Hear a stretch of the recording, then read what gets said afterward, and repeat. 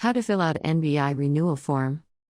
I will be walking you through step by step in filling out NBI Form for married women. Fill out the spaces with red asterisks with your personal information. These are mandatory fields. ID presented, sex, civil status, purpose.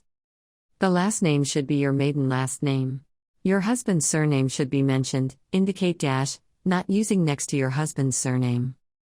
Middle name should be your mother's family name. Nickname is optional. The rest are simple to follow. An applicant is an alien if she is a non-Filipino citizen. If you are single, or a man who's married, then please follow through.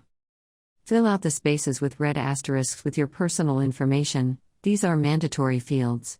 ID presented, sex, civil status, purpose. The last name should be your maiden last name. The husband's surname can be indicated as not applicable.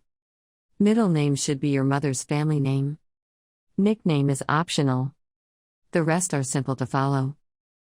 An applicant is an alien if he or she is a non-Filipino citizen. If you are willing to book an appointment, click the link in the description below, and our team are happy to assist.